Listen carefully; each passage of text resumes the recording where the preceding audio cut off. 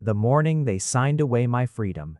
The candles in my father's study had burned themselves to stumps, and the wax had dripped and hardened on the candlesticks in long, pale rivulets that looked in the gray pre-dawn light, like something that had tried to move and been stopped mid-motion. I had been awake since before the candles died. I had not been the one to let them burn all the way down. That had been my father sitting at his desk with the treaty documents long after he had excused me. But I had known.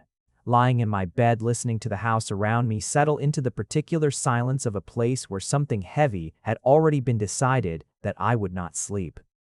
I was 23 years old. My name was Oscar French, and in a few hours, a carriage with black wheels and the crest of the Cherry family on its door would arrive in the courtyard of my home, and I would get into it. My father had explained it the evening before with the measured, careful tone he used for things he had already decided were non-negotiable. The Cherry territory bordered ours to the north.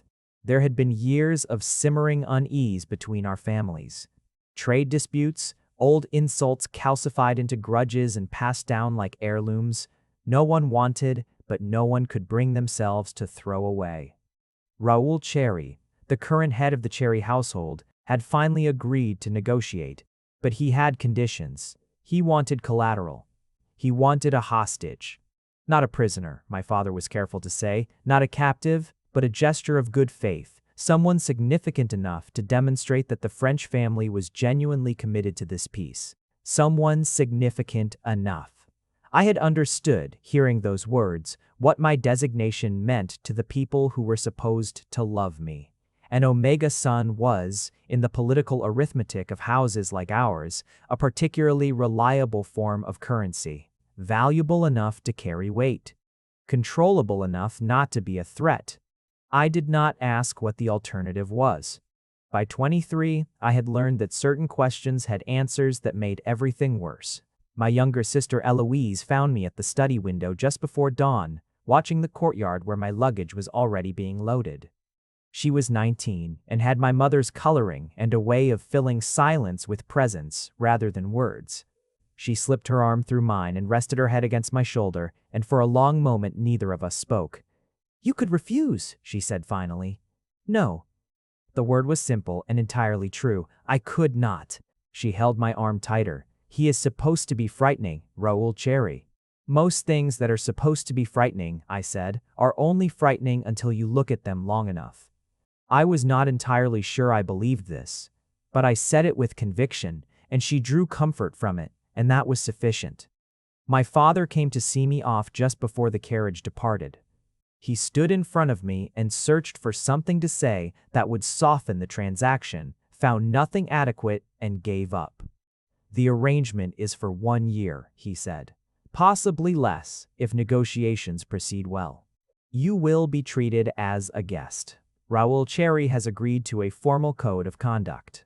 "I understand," I said. He seemed to want to embrace me and thought better of it, which was so entirely like him that I felt a complicated and exhausted fondness for a moment, the kind that lives at the intersection of love and grief. I picked up my own leather bag, the small one I was carrying myself, which held my sketchbooks and my better charcoal pencils, the things that were mine in a way my other possessions never quite were, and I walked out to the carriage with the sticking door and got in. The French estate disappeared through the window behind me, and I watched it go until I could not see it anymore. The journey took 3 days, and I am not going to claim they were romantic. They were cold and quiet, and full of the kind of thinking that happens when you have too much time alone in a moving box with nothing outside to look at but bare winter fields and tree lines stripped to their architecture by the season. I had brought books. I read one of them twice without retaining anything. I sketched landscapes that looked more like the interior of my own chest than anything I actually saw through the window. I slept badly at the inns and woke each morning feeling less restored than when I had closed my eyes. On the second day, we crossed from French land into Cherry territory. There was no ceremony to it, just a road and a boundary marker and a shift in how the hills moved. I watched the stone pass and thought, there. Before that stone, I was still, technically, on home ground. After it, I was something exchanged. The cherry lands were beautiful, the way severe, indifferent things were beautiful. Hills that rolled with an abrupt, emphatic confidence. Forests denser than I was used to. A sky that sat closer to the earth, as though the air itself carried more weight here. I found myself sketching compulsively, filling pages with tree lines and farmhouses glimpsed briefly from a moving carriage, and, for the first time since leaving home, something in my chest quieted slightly. I was anxious, yes. I was grieving something I could not quite name. But I was also, underneath all of it, curious. I had always been cursed with curiosity. It was, depending on the situation, either my best quality or my most inconvenient one. The cherry estate came into view on the afternoon of the third day, and it was not what I had expected. I had braced myself for something cold and fortified, all sharp angles and heavy stone, the kind of architecture that announced, "This is a place of power, and power does not concern itself with your comfort." What I saw instead was large and old and honestly rather beautiful in a weathered way. The stone was pale gray, the kind that turns almost silver in certain lights. There were towers, but they were rounded rather than pointed, which softened the whole structure considerably. The grounds were extensive, the approach lined with trees that were genuinely old, and the wheels of the carriage crunched over frost that had not melted even at mid-afternoon. My heart was doing something complicated and unhelpful. The carriage stopped. The door that stuck was opened for me, and I stepped out into cold air that smelled of wood smoke and frozen earth, and Raoul Cherry was standing on the steps. He was nothing like I had imagined, and I had imagined something brutal. I had expected the blunt, aggressive physical authority that alphas in significant positions of power sometimes wore as a constant. The squared jaw, the aggressive stance, the low hum of dominance they leaked into every room as a way of marking territory without effort. Raoul Cherry was not that. He was tall, genuinely tall, the kind that makes you recalibrate the scale of everything around him. He had dark hair that was slightly longer than strictly fashionable, and a face that was all clean, sharp angles, almost architectural in its construction, a strong jaw, dark brows. A mouth that in this moment was neither smiling nor frowning, but simply present and watchful. He wore simple clothes for someone of his standing. Dark trousers, a gray coat that fit him well, and he stood with his hands clasped behind his back. Not the spread-legged territory-marking stance some alphas wore as a permanent performance of presence, but still and straight and somehow more imposing for its quiet. He looked at me. I looked at him. The cold air between us seemed to hold its breath. "Oscar French," he said. His voice was low and even and carried without effort. Not loud, because he did not need loud. "Welcome to the Cherry Estate. Welcome." As though I had arrived by choice. "Thank you," I said. My voice came out steadier than I had any right to expect. "Raoul Cherry." Something crossed his face, a flicker, small and controlled, not anger, more like assessment. I had used his name without title deliberately because I had decided somewhere on the road north that I was not going to perform submission simply because the situation seemed to call for it. "You must be tired from the journey," he said after a measured pause.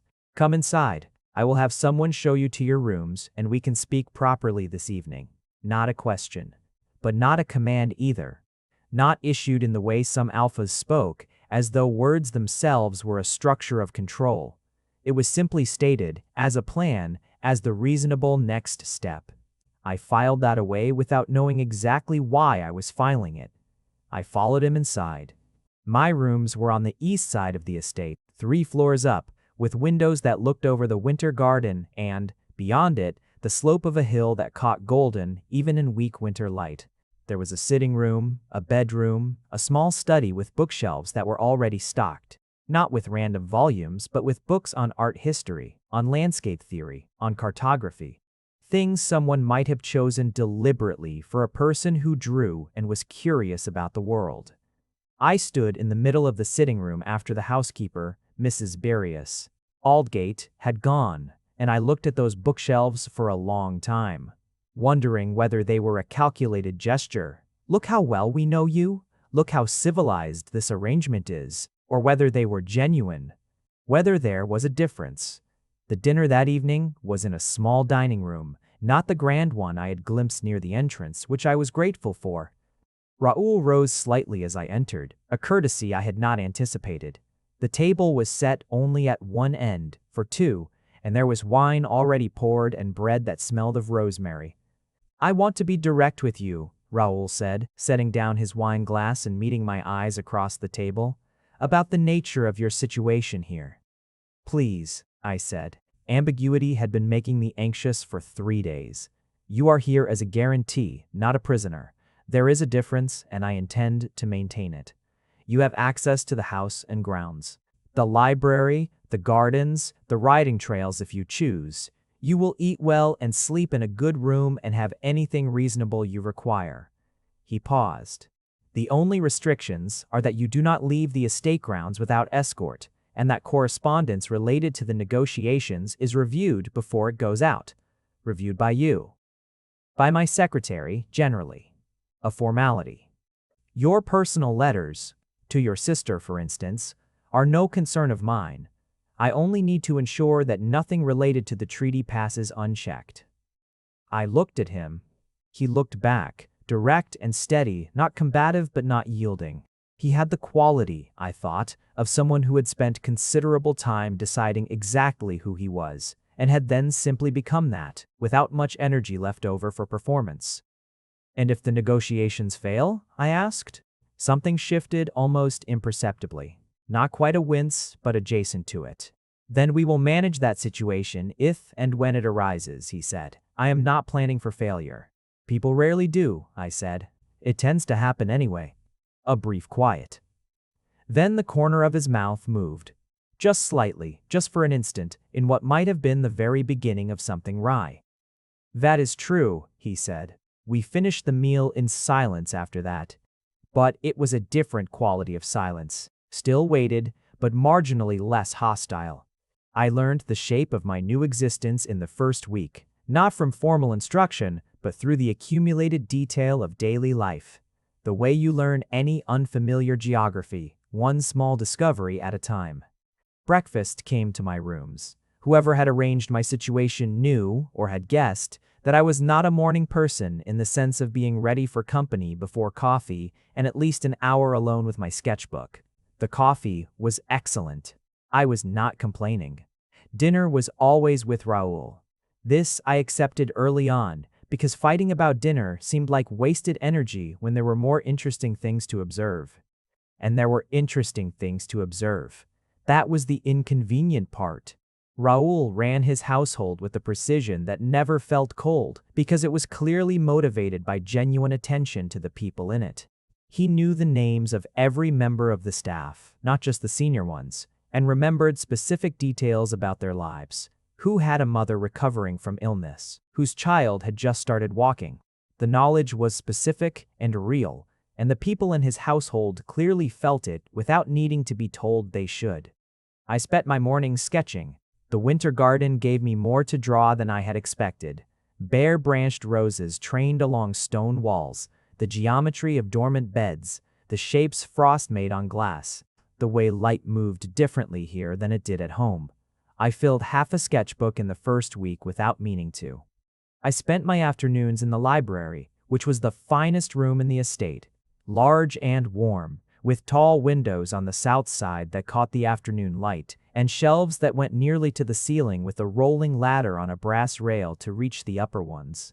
The books were in genuinely loving order, curated, organized according to a logic that took me an hour of investigation to decode, but that, once I understood it, made a particular kind of sense. It was the organization of a person who thought about knowledge as a living system of relationships rather than a collection of discrete objects. It was in the library, on the fourth evening, that I first encountered Raoul outside of dinner. I had stayed later than usual, absorbed in a book about cartography that had turned into something about epistemology without warning. I looked up, and he was already across the room, heading for the far shelves. He moved quietly, not with stealth, just with the natural lightness that some people simply had. For a moment, we registered each other in the way of two people who had expected to be alone. I did not know you came here in the evenings, I said. I did not know you stayed this late, he replied. He had taken a book from the shelf without looking at its title. The movements of someone who knew exactly what he had come for. I will not disturb you. You are not disturbing me. He looked at me briefly with the quality of attention I was beginning to recognize in him, the kind that measured something without you knowing what the instrument was. Then he settled into the armchair on the other side of the window, opened his book, and read. We spent 2 hours like that, in silence, but not the weighted silence of the dining table. Something else, something with less effort in it. When I finally closed my book and said I was going to bed, he looked up and said, "Good night, Oscar. My name, not my surname." He had switched at some point during the week without announcing it. I had not decided what I thought about that yet. "Good night," I said. I left the title off his name again. Deliberately, he let me. The first real argument happened at the end of the second week and started, as the best arguments do, over something that appeared to be about one thing and was actually about something larger. Raoul had mentioned at dinner a decision he had made about rerouting a trade road through the southern part of his territory, something that would affect several farming communities who had been using the old route for generations. He mentioned it as settled, not under discussion. I found myself saying, before I had quite decided to, that it sounded like the kind of decision that made sense on paper and caused real difficulty in practice. He looked at me. "You have opinions about cherry trade policy. I have opinions about decisions made without consulting the people they affect," I said. "The trade policy is the current example." A pause. "You do not know the details." "No. Which is why I am not saying the decision is wrong. I am saying it sounds like the kind of decision that would benefit from more information than a map and a ledger can provide." Something shifted in his face, very slightly, the way weather shifts when a front moves through. He was quiet for a moment in the particular way I was beginning to recognize, not silence as deflection, but silence as actual engagement. He was taking what I had said seriously. The realization landed somewhere unexpected in my chest. "The communities were consulted," he said finally. "Not as thoroughly as they perhaps should have been. You are not wrong." He looked at me steadily. "How did you arrive at that from half a sentence?" "I grew up watching decisions like that get made," I said. "I saw what happened afterward. People who have used a path for 30 years do not simply adjust." He turned his wineglass slightly. "Your family is not exactly known for policy that considers its smaller communities carefully." Pointed. "Also accurate." "No," I said. "That is precisely how I know what the consequences look like." Another pause. And then, with a shift in his tone so subtle it almost wasn't, "What would you have done differently?" Not what should have been done. What would you have done? Past tense, hypothetical, pulling me into the problem alongside him, rather than keeping me at its perimeter as a critic. I set down my fork and genuinely thought about it, because he deserved a real answer. We spent the next hour arguing. Properly, both of us pushing back and reconsidering and pushing back again, about the logistics of community consultation, about the relationship between political efficiency and earned trust, about the difference between what was feasible and what was right. It was the best conversation I had had in months.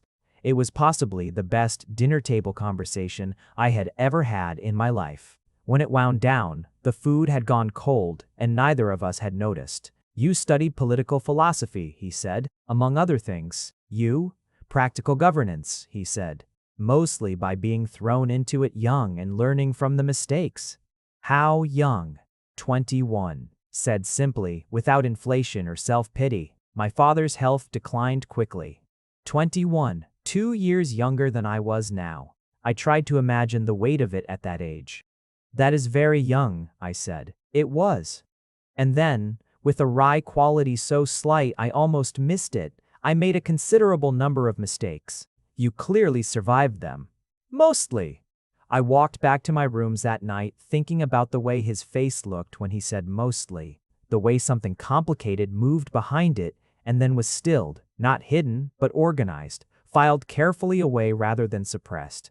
The face of someone who had learned to keep his interior life in order rather than masked. I sketched it before I went to sleep without acknowledging to myself what that meant. Winter eased the way the north let it go, reluctantly in fits and starts, with cold, bright mornings and afternoons that occasionally teased at something almost warm before withdrawing again. The garden began to show the first tentative signs of life, pale green shoots pressing up through frost-bitten soil, and I started spending more time out there. There was a groundskeeper named Thomas who was in his 60s and had the deeply lined, tanned look of someone who had spent most of his life outdoors and had reached a genuine peace with that fact. He talked to his plants in the manner of someone delivering reasonable and considered assessments, not baby talk, but actual address. He did not particularly mind my presence after the first few visits, which I found restful. I asked him about the garden occasionally, and he answered with the thoroughness of a person sharing knowledge they loved. It was Thomas who mentioned, on a mid-February morning, when I was watching him tend to the rose canes trained along the south-facing wall, that Raoul had planted them. "Lord Cherry?" I said, not certain I had heard correctly. Thomas gave me the patient look of a man who had not misspoken. 5 years ago, the original climbers had died, old root disease. He dug them out himself and chose the new varieties. He patted one of the canes with the quiet satisfaction of a teacher whose student had performed well. Good choices, he has an eye for it. I stood there with this information, looking at the roses, which were showing the first faint swelling of buds.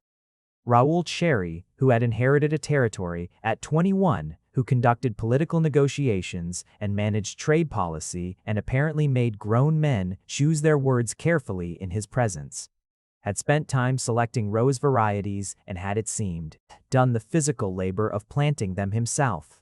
"Does he come to the garden?" I asked. "During the day? Early mornings sometimes, before things start." Thomas moved along the row, particularly the kitchen garden. He has opinions about the leeks. About the leeks. "Strong ones," Thomas said, in the perfectly neutral tone of a man who had lived alongside strong leek opinions for years and managed the experience with dignity. I walked back inside thinking about rose varieties and leek opinions, and the very strange and specific experience of finding someone more complicated than you had prepared yourself for. Eloise wrote first because she always did. Her letter was careful in the way letters are careful when they will be read by a stranger, but her warmth came through anyway. Because it was structural in her, built into the shape of her sentences at a level below conscious choice. She told me the estate was quiet without me, which she understated, and that the negotiations had proceeded to a second round, which meant things were going better than expected. She mentioned, in what appeared to be a casual postscript but was not, that she missed arguing with me about books. I wrote back and told her the library here was extraordinary and that she would immediately start a fight with me about the organizational system, which I had now decoded, and which was simultaneously the most impressive and most idiosyncratic filing logic I had ever encountered, because it was internally consistent, but based on a way of understanding how ideas related to each other that took some time to find your footing in. I almost said whose logic it was, and stopped myself, which itself told me something I did not stop to examine. The letter I most wanted to write was not to Eloise but in my sketchbook, and was not a letter at all but a series of drawings. The library at different hours of the day. The view from my window as the light changed. The old oak tree at the edge of the formal garden that had been so shaped by decades of wind that it leaned permanently east, as though always in the middle of looking for something it had not yet found. And then, on a page I turned past quickly without allowing myself to stop, a study of hands. Long-fingered, capable hands with a small scar along the base of the right thumb. I had noticed them at dinner. I was always noticing hands. I closed the sketchbook and left it alone for the rest of the evening. It came on suddenly, the way illness sometimes did. One evening I was fine, or at least did not know I was not fine. And the next morning I woke with a fever that tilted the room when I sat up and gave the light a quality like looking through heated glass. I did not tell anyone at first. This was, I recognize in retrospect, foolish, but I had a deep and not entirely rational aversion to being a burden in a place where I was already by definition a kind of burden. and so I drank water and lay back down and told myself it would pass. By afternoon, the water was not staying where it was supposed to, and the cold I felt had nothing to do with the temperature of the room, and I had moved from foolish to genuinely unwell. It was in this condition that Mrs. Aldgate came to ask whether I would be joining Lord Cherry for dinner, and found me sitting on the floor beside the bed because I had misjudged the distance to the window and decided the floor was a reasonable intermediate step. The next several hours existed at the edges of coherence. A physician was summoned, blankets appeared and were replaced and appeared again. Someone held a cup to my lips with the patient implacability of a person who had decided this was happening whether I cooperated or not, and the quality of that patience, the quiet refusal to be deterred, registered below the level of conscious thought. I came fully back to myself sometime in the night. The room was dark except for the fire, which had been built up considerably. The chair beside my bed, which had been empty when I first registered it, was now occupied. Raoul Cherry sat there with his forearms resting on his knees and his head slightly forward, not asleep. His posture was too alert, but still, he was not reading. He was not doing anything except being there, present and watchful in the firelit dark. I looked at him for a long moment without speaking, wanting to be certain I was fully real before I said anything. He looked up and saw me watching. "Your fever broke an hour ago," he said, in a tone so carefully ordinary it was almost startling. "How long have you been there?" My voice came out rougher than intended. "A few hours." He said it the way you state a geographical fact. "Here is where the river runs." "You did not have to stay," I said. "No." He agreed with this simply. "Do you need water?" "Good rocking." I did, and he poured it from the pitcher on the bedside table and handed it to me, and I drank slowly while he settled back in the chair and the fire crackled. And the night was very still around us. I said things. I said when I had finished the water, when the fever was high. I do not entirely remember what. His expression shifted by a fraction so small it should not have been readable. "You talked about your sister," he said, "and about a drawing you were angry at yourself for making. You were quite eloquent about it for someone with a significant temperature." The drawing. I knew which drawing. I chose not to pursue this. "Nothing embarrassing?" I asked instead, keeping my voice neutral. He looked at me steadily. "Nothing I will repeat," he said, which was not, I noticed very carefully, the same as nothing. I should have pushed. I did not. I was too tired, and the firelight was warm, and he was simply there, not loudly, not demonstratively, but completely and genuinely present, in the way he was present when something mattered. I fell asleep again. When I woke in the morning he was gone, but there was fresh water on the table and a note in unfamiliar handwriting that said, "Eat something," signed with only the initial R, which felt more intimate than a full name would have. In a way, I spent some time not knowing what to do with. I was confined to bed for 3 days, and then to my rooms for 2 more, and I resented all of it on principle, which meant I was recovering normally. Raoul came by once each day. Not long visits, 20 or 30 minutes. And he never announced himself or asked whether I was well enough for company, which I found I appreciated far more than I had anticipated. It removed the pressure of performing a recovery I had not yet made. On the second day, he brought a book from the library. One he had apparently found face down on my desk, which meant he had been in my rooms before the physician arrived.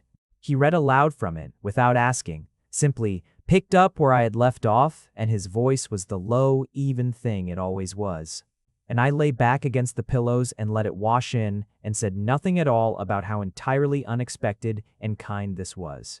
On the third day, he mentioned very casually that he had spoken with Thomas about the kitchen garden and agreed to add an herb section, since apparently you were filling a sketchbook with the winter garden and might find it of interest. I looked at him. "You rearranged the kitchen garden for me?" "It is a sensible addition independent of any other consideration," he said, with the particular expression of someone who had committed to a position regardless of whether it was convincing. I turned my face toward the window before he could see what I was doing with my expression. Life resumed its shape after that, though not the same shape as before the fever. Something had shifted, small enough that I could not have explained it to anyone else, large enough that I felt it constantly. We argued more, which was not a deterioration but the opposite, the clearest evidence that we had stopped performing at each other and started genuinely engaging. He had opinions on everything, carefully considered and willing to be revised, and he expressed them without aggression, but without the softening that some people applied to their true thoughts in order to be liked. I had grown up in a household where honesty was reserved for when it could be weaponized, and the unadorned directness of talking with Raoul Cherry was something I had not known I was starving for. I began to look forward to dinner. The realization arrived one afternoon in the herb garden, sketching the geometry of the newly laid raised beds while Thomas delivered his thoughts to a rosemary seedling nearby. And I stopped mid-line and sat with the sudden awareness that I had been planning what I wanted to say to Raoul that evening, the way other people planned something they genuinely wanted. This, I thought, was complicated. I turned the page of my sketchbook and began something else and did not think about it further that afternoon, which was a choice I made deliberately and with the full knowledge that I was making it. There was a festival in the village at the end of the month. Raoul mentioned it at dinner with the kind of care that signaled he had thought about how to phrase it. If you wanted to come. It is not. I am not taking you to display you politically. There is a festival, and the estate staff attend, and I go every year, and I thought you might want to see something beyond the walls. Something about the particular carefulness of the statement, the way he had anticipated exactly the objection I would have had and addressed it before I could raise it, made something contract gently in my chest. I would like that, I said. The festival was warm and loud with the particular energy of a community that had been pressed together through a long winter and was greeting the approaching spring with considerable enthusiasm. There were stalls and music and children everywhere, committed entirely to being delighted in the way that only children manage to be. I watched Raoul move through it. He was different here, not less himself, but less contained, the way a river moves differently when it passes through open country rather than between stone banks. He knew people by name in their dozens, stopped to talk and, more importantly, to listen, and there was an ease to him that I had not seen in the estate. Two small children launched themselves at him from the side of a stall in a way that would have alarmed me if he had not simply caught them both with an unhurried competence and crouched to hear whatever urgent information they needed to deliver. Serious and genuinely attentive to whatever mattered to them in that moment. The image of it. The tall, composed man at child level, listening as though nothing else existed, did something to the inside of my chest that I was entirely unprepared for. "You look surprised," he said later, when we were standing near the musicians with mugs of hot cider. "I am reconsidering some assumptions," I said. "That is diplomatically phrased." "I am diplomatic when honesty might embarrass us both," I said. "The honest version is, you are genuinely loved here, not tolerated, not obeyed, loved." I did not expect that. He was quiet for a moment, looking at the musicians. "What had you expected?" "The things I had heard about you, that you were effective but cold, that people did as you said because the alternative was worse." "And now?" I considered it honestly because he had consistently earned that. "That story was written by people who lost to you," I said, "and they were not in a generous mood when they wrote it." Something moved across his face, not gratitude, but something more complicated than that, something that looked, from a certain angle, a little like relief. "You are," he said, choosing each word as he found it, remarkably difficult to predict. "Good," I said. He laughed. He laughed. Brief and genuine and completely unguarded, and I had not heard him laugh before. Not like that. Not without any self-monitoring. And the sound of it rearranged something in my understanding of him into a shape I could not immediately name. I overheard it by accident. I want to be clear about that, because I have never been someone who sought out information I had not been offered, and this was not that. I was in the library, in my usual chair, concealed by its high back from the doorway, which was slightly open. Raoul was in the corridor with his solicitor. They were discussing something that I gradually, with a cold clarity, understood to be the pressure Raoul was under from certain factions within his own political circle to formalize a bonding arrangement, an alpha of his standing. At his age, had apparently not been expected to remain unbonded this long, and this was now being expressed with increasing consequence and formality. And I understood, by the end of it, that the arrangement with the French family, me specifically, had served, among its other purposes, to buy Raoul time. An ongoing political engagement requiring his personal oversight was a defensible reason to defer the bonding pressure from his own circle. I was, among other things, a delay. I sat very still after their voices moved away. Part of me wanted to be angry. I examined this honestly and found it was more complicated than simple anger. It was the specific kind of hurt that comes from feeling used in a dimension you had not considered. From learning that something you were inside of had more walls than you had known. I had understood from the beginning that I was a political instrument, but somehow, over the weeks, I had let myself forget the full scope of what that meant. I sat with this for a while, and then I sat with something else, which I had to hold alongside the hurt. Raoul had not, at any point, treated me as merely useful. He had stayed beside my bed through a fever. He had read to me.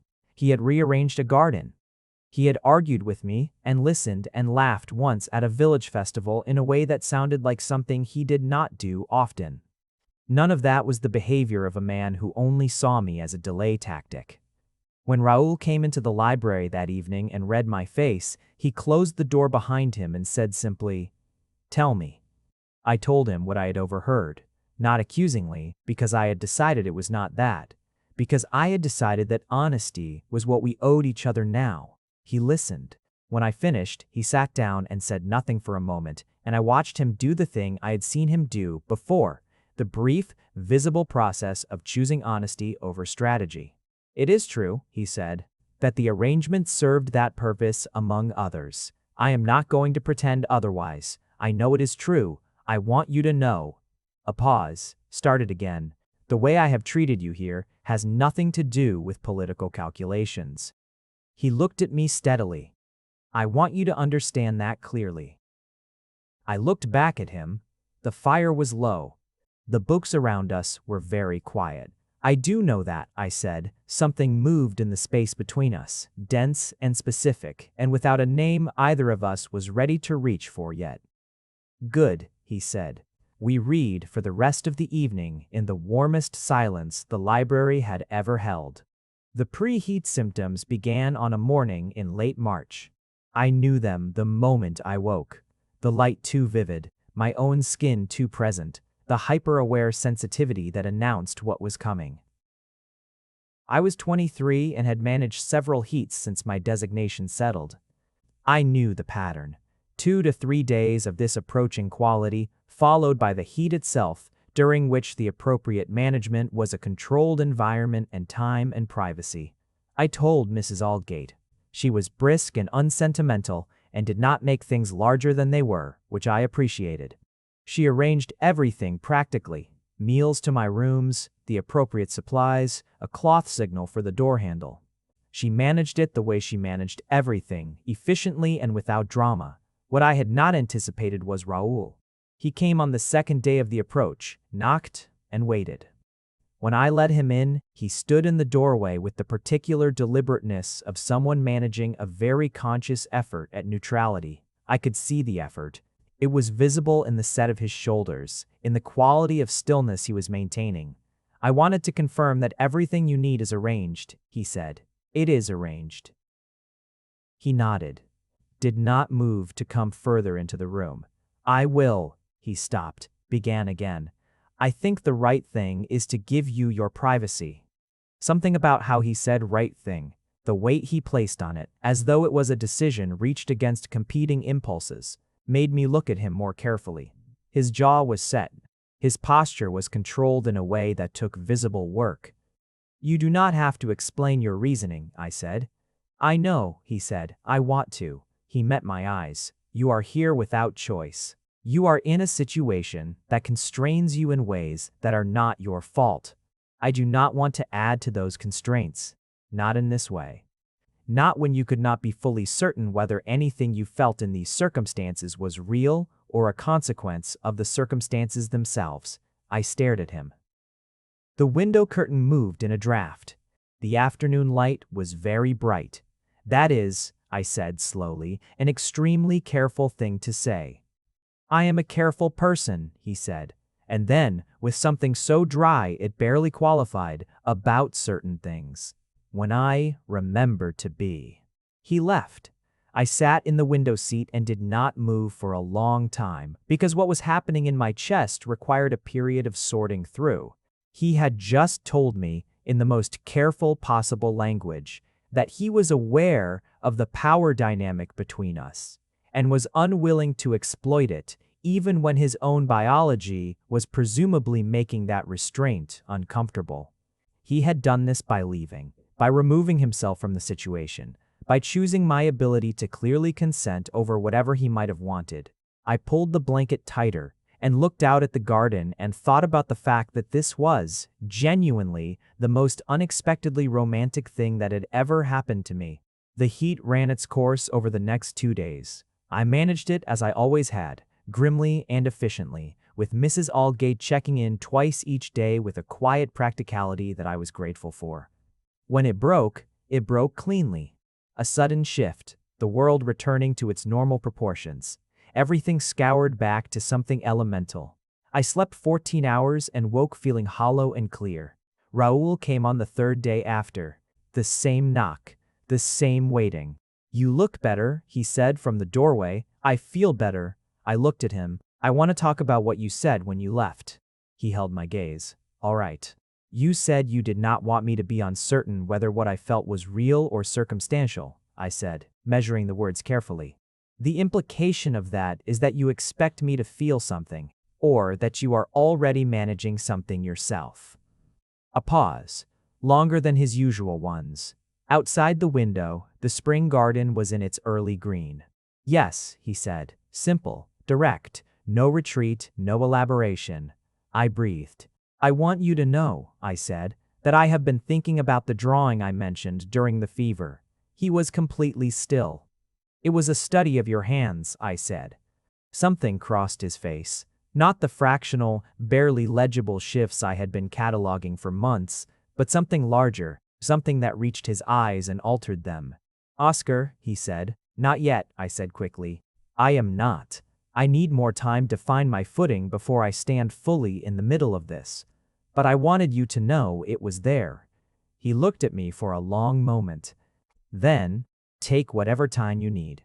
Right thing. Again, always the right thing. I was beginning to understand, with a clarity that was both alarming and settling, what that meant for the way I felt about him. The letter from my father arrived on a bright morning in early April, when the garden was finally committing to spring without reservation, beds full of color trees in new leaf, air carrying the particular optimism of a world that had come through winter and was prepared to be grateful about it. The letter was brief. My father had never been a writer of long letters. He said the treaty was near completion. He said my continued presence at the Cherry estate was no longer politically necessary. He said to expect the carriage by the end of the following week. I read it 3 times. Then I put it on the desk and looked out the window at the spring garden. A week. I had 7 days left here.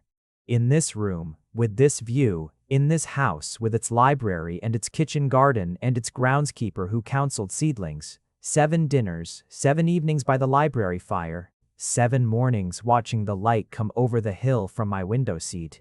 7 days with Raoul. The feeling that arrived in my chest when I registered this was the exact opposite of relief. It was a specific, articulate grief, the kind that knows precisely what it is grieving and takes no comfort from the clarity. I sat with it for a long time. Then I went to the kitchen garden and looked at the herb section that had been planted for me, the small green shoots of rosemary and thyme and sage pressing toward the light. And I thought about the fact that Raoul had rearranged his garden for someone he had known for barely 2 weeks at that point, and that I had been cataloging it, that detail and all the details like it, for months now, without allowing myself to name what I was building. I told him that evening at dinner. I did not see a reason to wait. He read the change in my face before I spoke. He always did. "News from home," he said. "The treaty is almost complete. My father expects me to return next week." He was very still. The stillness was different from his usual composure, more managed, less settled. There was a distinction, and I knew him well enough now to see it. "I see," he said. "You could contest the timing. The year is not technically up. You have grounds." He looked at me. "I know I do." He set down his wine glass without drinking from it. "I will not." "Why not?" "Because holding you here against your will, even within the legal terms of the arrangement, because I—" A pause, another beginning. "Because I want more time with you is not a justification I am willing to use. Not for detaining you." "Even if I wanted more time," I said. The stillness became absolute. "Do you?" I thought about everything. The library evenings, the fever and the morning note signed only R, the festival and the children, and the laugh I had only heard once. The door of my rooms, and the choice he had made, and what it told me about the kind of person he was. 7 months of being genuinely known. Not managed, not observed, but actually known, in the specific and irreplaceable way that happened between two honest people over enough time. "Yes," I said. "I do." The week that followed was the most exquisite and painful experience I could remember. We both knew it was ending, and the knowing made everything hyper-present, vivid in the way things became when you were aware they were finite. We walked in the garden every morning. We spent every evening in the library. We argued about everything unfinished and started new arguments on the grounds that this was how we were most entirely ourselves. He showed me the plans for the estate over the next decade, what he intended to build, what he intended to preserve. I spread my sketchbooks across the dining room table one evening and showed him everything I had drawn since arriving. 7 months of this place pressed into paper and line and shadow. He looked at each one with the full weight of his attention, which I had come to understand was not a small thing. "This one," he said, stopping at the drawing of the oak tree. "This is—" "It kept pulling me back," I said. "The way it's shaped, always leaning. It was planted by my grandfather. He leaned that way too, apparently. East. Always looking for something. Did he find it?" Raoul was quiet for a moment. "I think he found enough," he said, and he was not looking at the drawing when he said it. On the last evening, we sat in the library well past midnight, talking about everything and nothing in the way of two people who are trying to keep language between themselves and a silence that has too much in it. The fire burned lower. The room was amber and warm and very still. "I will miss this library," I said. "I will miss arguing with you. There is no one in this house who pushes back the way you do. You should find someone who does." He looked at me. "I had not found anyone before you." And then neither of us said anything else, and we sat in the firelight and the particular silence of people who have said as much as they can and have not yet said the thing that matters most. Eventually I stood up and said the carriage was early tomorrow, and he stood too, and we were briefly closer than we usually stood. Close enough that the air between us felt like it had substance. He held himself very still, and I could feel the effort of it, and I could feel my own. "Good night, Oscar," he said. "Good night," I said, and I went to bed, and I lay awake until the sky outside my window began to change. The carriage came at 9. My luggage was downstairs. The courtyard was quiet in the morning air, and I stepped out of my rooms with my leather bag and stood in the corridor for a long moment before going down. Raoul was in the entrance hall. He stood very straight in the way he did when something was costing him, something he was not going to name. He had dressed as he always dressed, well, but without ceremony, and he held himself with the composed authority that was his natural state. And only someone who had spent 7 months learning the language of his face would have seen what I saw, which was a man holding himself together with considerable care. "The carriage is ready," he said. "I can see that." The morning light came through the tall windows. 7 months of this house sat in the air between us. "The treaty will be finalized within the month," he said quietly. "After that, there will be no official reason for further contact between our families."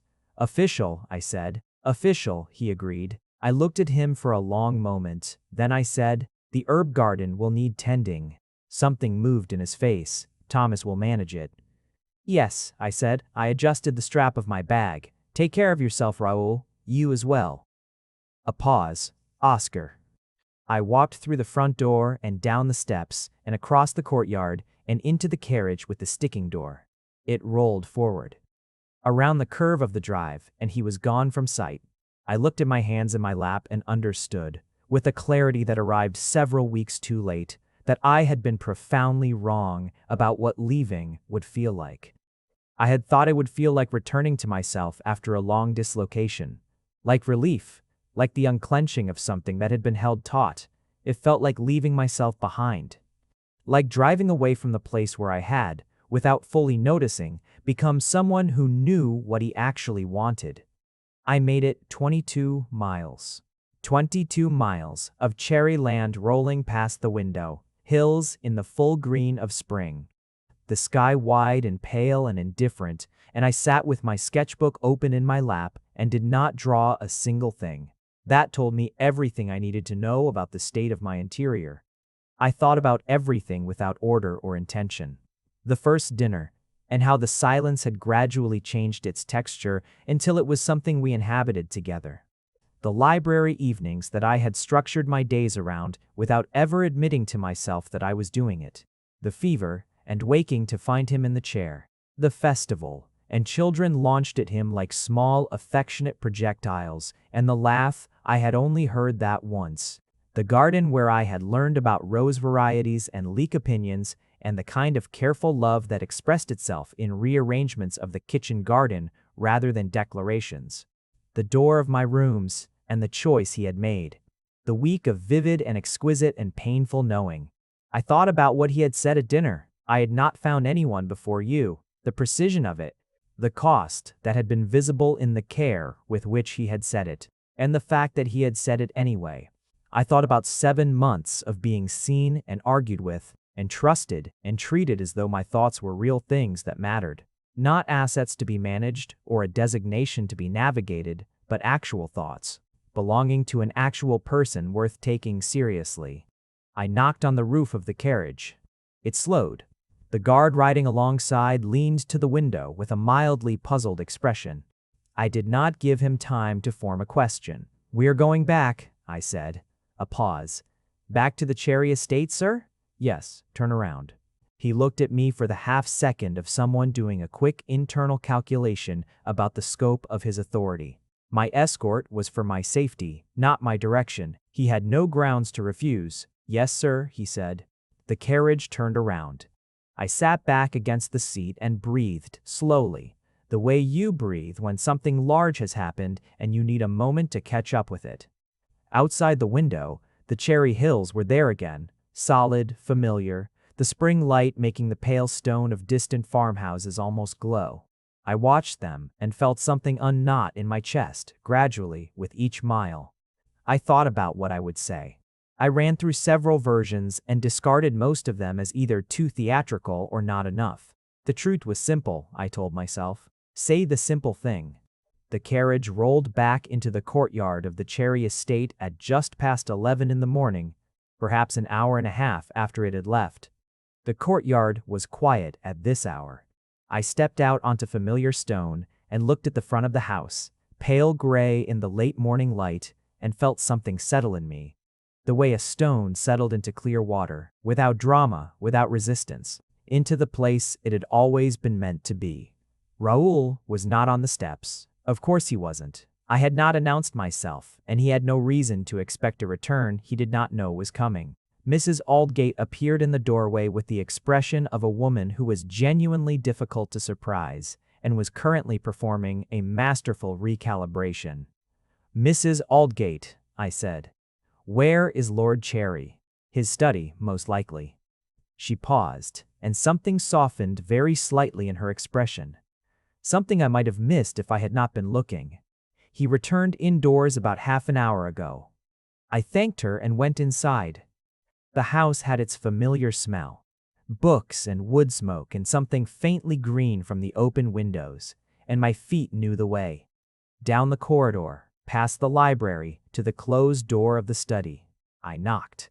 A pause. "Come in." He was at the window when I opened the door, looking out at the garden with his hands behind his back. He turned, and the sequence of things that moved across his face in the first half-second was one of the most unguarded things I had ever seen from him. Recognition, disbelief, and something large and complicated that surfaced and was then unsuccessfully managed. "Oscar," he said. "I made it 22 miles, I said. Then I turned around. He was very still. "I want you to understand," I said, and my voice was steady, which I was grateful for given what was happening in my chest, "that this is not political. I am not here because of a treaty or because I have nowhere else to go. I have a home to go to. I chose not to go there." He had not moved. The study light was the same light I had been watching through these windows for 7 months, doing its particular thing to the room. "Why?" he said. "A true question, an open one. Because I spent 7 months in your library and your garden and at your dinner table," I said, "and somewhere in the middle of arguing about trade policy and sitting through a fever and learning that you have opinions about leaks. Somewhere in all of that, I stopped being a hostage and started being someone who was exactly where he wanted to be. And I did not understand that until I was 22 miles away from it, which is either very stupid or very much like me. Probably both." He crossed the study in a few steps, and then he was close to me. Closer than we had stood even on that last library night, and his face was open in a way it almost never was. The composure simply gone, and what was underneath it was something enormous and real. "I have been standing at that window," he said, and his voice was slightly rougher at the edges than usual for the last 30 minutes, "trying to work out how long I would have to wait before I had a defensible reason to contact you." Something moved through me. Warmth and something close to laughter tangled together. "How long had you calculated?" 11 months, until the treaty was fully ratified. A pause. "It was not a very good plan." "You have considerably better options now," I said. "I do," he said, and then, "Oscar, I need to tell you." "Tell me," I said. He found the words the way he always found the things that mattered, carefully, without inflation, choosing each one as he arrived at it. "I have been in love with you since the library. You were reading about map makers and you had that look on your face, the one you get when something has interested you and you have not quite decided whether to let it." "I have been?" He stopped, found the word, said it simply, "in love with you, for a long time. And I have said nothing, because nothing about the circumstances allowed me to be certain that anything you might feel in return was real." I said. "Freely chosen," he said. "I did not want you to feel something for me because I was what you had access to. I wanted more for you than that." "Raoul." I said his name and he stopped. "I did not fall in love with you because you were available," I said. "I fell in love with you because you sat beside my bed through a fever. Because you argued with me like my opinions mattered. Because you planted roses yourself and rearranged your kitchen garden and then let me leave when you had legal grounds to make me stay. You chose the right thing every time when the convenient thing was right there and no one would have blamed you for it." I held his gaze. "I fell in love with who you are, not with the circumstances." Silence. The spring garden outside the windows was very green and very quiet. "You said you fell in love with me," he said. "I did," I said. He reached up and touched my face, his right hand, the one with the small scar along the base of the thumb that I had drawn from memory 6 months ago and turned past in my sketchbook and never quite managed to forget. And his expression was something I did not have words for yet, though I intended to spend a long time learning them. "Oscar French," he said, "you are the most unexpected thing that has ever happened to me." "I came as a hostage," I said. "I stayed considerably longer than planned." The corner of his mouth moved into the beginning of that smile, that rare, unguarded thing. "I am very glad," he said, "of the inefficiency." And then he kissed me, softly, with the same careful precision he brought to everything that mattered to him. It felt like the beginning of an argument I was going to be entirely happy to have for the rest of my life. A year after the morning, I turned the carriage around, which was how I had come to mark time now, not from arrivals or departures, but from that particular turning. That specific choice. I was in the Cherry Estate Library in the chair that was mine, reading something pulled from the upper shelves with the rolling ladder that still delighted me every time I used it. The fire was built up because it was autumn again, and the window beside me showed the garden in its harvest colors. The rose canes along the south wall bare now, but beautifully trained. 2 seasons of careful tending, visible in how they had filled in. Thomas and Raoul had, apparently, strong and opposing views on the autumn pruning. Thomas described these exchanges to me with the serene neutrality of a man who had survived many spirited conversations and intended to survive many more. I was in the middle of a paragraph when Raoul came in. He had been in meetings for most of the afternoon. The political aftermath of the treaty had generated its own negotiations, which had generated their own in the self-replicating way of political processes everywhere, and there was a general understanding that this would continue indefinitely. He was carrying 2 cups of coffee, which meant he had detoured through the kitchen, which meant he had done this deliberately and without being asked. He handed one to me. He settled into his chair, opened his book. We read in the comfortable silence that was our most natural state, the silence that had its own warmth and specific texture. That contained everything we had gone through to arrive here in the way that an old house contains the history of everyone who has lived in it. After a while, I looked up from my page and watched him read. He was entirely concentrated, the quality of attention that was real and complete, and the firelight was doing the particular thing it did. And I thought about the morning in my father's study when I had stood at the window and told Eloise that frightening things were only frightening until you looked at them long enough. I had looked at him long enough.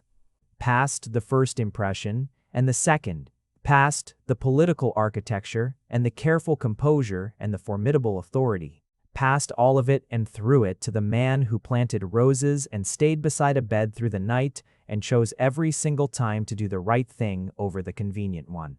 He felt me watching and glanced up. "What?" "Nothing," I said, reading. He held my gaze for a moment, with the expression of a man who knew perfectly well I was not reading and had decided to allow me the fiction of it. Then he went back to his book. I smiled at my page and did not say what I was thinking, because it did not need to be said. It was in the chair he had kept while I was gone. And the coffee that appeared without asking, and the 7 months of consistent, careful, bone-deep honesty that had made me turn a carriage around 2,002 miles south of the only place I had ever felt entirely like myself. I had arrived as a hostage. I had stayed as something else entirely. And everything that had seemed to be happening to me had been, I understood now, happening for me. Slowly, sideways, in the honest and particular and quietly extraordinary way that real things happened. I turned my page. The autumn garden held the last of the evening light. Raoul Cherry read his book in the chair beside mine, and the fire crackled, and the world outside did whatever the world did, and we were exactly where we were supposed to be. The Omega had been sent as a political hostage. He had not left without the Alpha's heart. And the Alpha, for his part, had never been so glad to lose something in his life. If you made it to the end, you're my kind of person. Leave a subscribe, comment down your favorite part of the story, and if you want early access to videos, exclusive content, or just want to support the channel, make sure to join our Patreon. Link is in the description. Even one member genuinely means the world to me. See you in the next one.